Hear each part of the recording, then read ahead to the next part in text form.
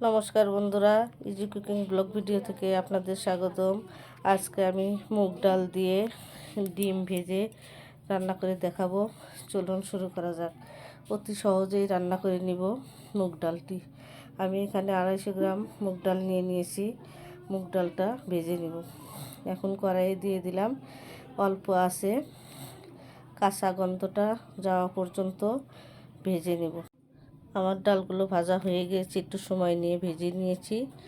এখন ফোড়নে দিয়ে দেব পাঁচফোড়ন ও মহুরি সস বা মিষ্টি সসগুলো একটু ভেজে নেব। ভেজে গুঁড়ো করে দিয়ে দেব। সসগুলো থেকে মিষ্টি একটা গন্ধ বেরিয়েছে। এখন সসগুলো তুলে নেব। মশলাগুলো তুলে আমি পাটায় গুঁড়ো করে নেব। এটা ডালে দিলে গন্ধটা অনেক ভালো হয়। আর ডালগুলো ভালো করে ধুয়ে নিয়েছি।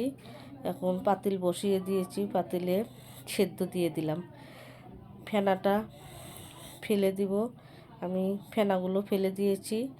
এখন দিয়ে দিলাম সামান্য লবণ আর দিয়ে দিব কাঁচামরিচ চেরা। এখন দিয়ে দিব সামান্য সরিষার তেলটা দিলে উতলিয়ে পড়ে না, ডালটাও ভালোভাবে সেদ্ধ হয়। ঢাকনা দিয়ে ঢেকে দিলাম, দিয়ে ডালটাকে আমি সেদ্ধ করে নেব। ডালটা আমার প্রায় সেদ্ধ হয়ে গিয়েছে। এখন এর ভিতর দিয়ে দিব আদা ও জিরে বাটা। আদা জিরে বাটা দিয়ে দিলাম সামান্য লবণটা আগেও দিয়েছি, লাগলে পরে একটু দেব। এখন ডালগুলো এভাবে কুটিয়ে নিলাম।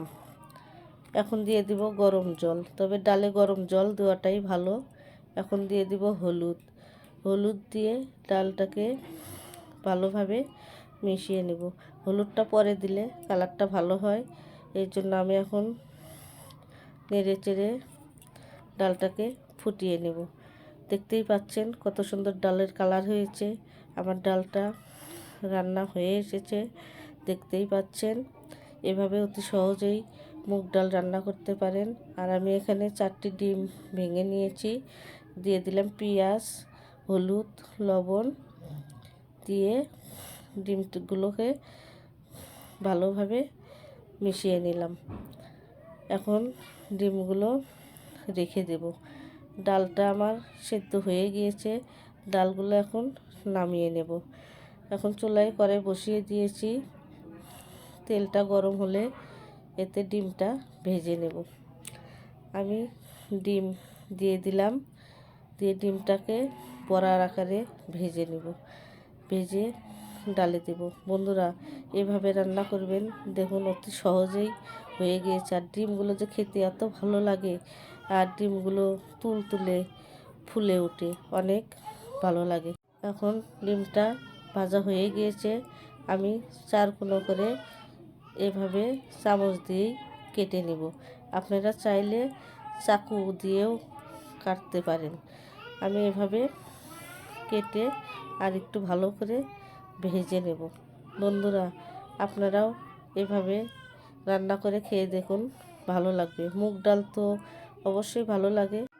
আমার ডিমটা ভাজা হয়ে গিয়েছে, আর একটু এভাবে ভেজে নেব। এখন এই ডিমটি উঠিয়ে নেব। আমি একটি ভাজা দেখিয়েছি, এভাবে আরেকটি ভেজে নেব।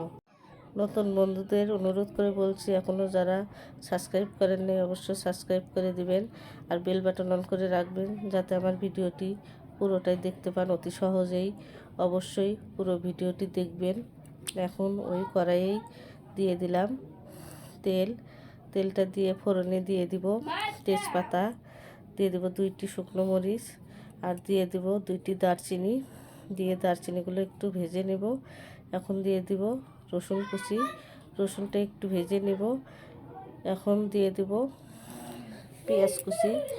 পেঁয়াজ কুচিগুলো একটু লাল লাল করে ভেজে নেব। আর ফোড়নে কিছু দেব না, আমি পাঁচফোড়নটা গুঁড়া করে নিয়েছি, দিয়ে দেব পরে। এখন ডালটা ফোড়নে দিয়ে দিলাম। দেখতেই পাচ্ছেন কত সুন্দর কালার এসেছে, দেখতেই ভালো লাগছে, খেতেও অনেক ভালো লাগে। এখন একটু নেড়ে চেড়ে ডিমগুলো দিয়ে দেব। ডিমগুলো একে একে সবগুলো দিয়ে দিলাম, দিয়ে ঢাকনা দিয়ে ঢেকে কিছুক্ষণ ফুটিয়ে নেব।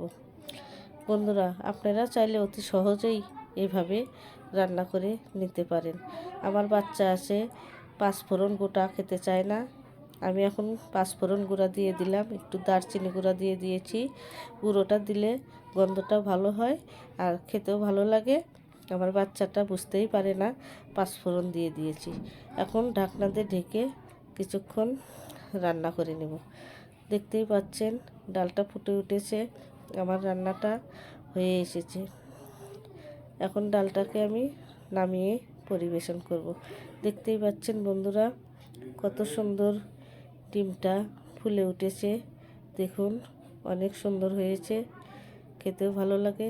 আপনারাও এভাবে রান্না করে খেতে পারেন। আর আমার ডালটা রান্না কেমন হয়েছে অবশ্যই কমেন্টে জানিয়ে দেবেন। এভাবে উঠিয়ে এখন পরিবেশন করব। আমার রান্নাটি যদি আপনাদের ভালো লেগে থাকে অবশ্যই লাইক, কমেন্ট, সাবস্ক্রাইব করে দিবেন, বন্ধুদের মাঝে শেয়ার করে দিবেন। আবারও নিয়ে আসবো নতুন কোনো রেসিপি। ভালো থাকুন, সুস্থ থাকুন, সবাইকে অনেক অনেক ধন্যবাদ।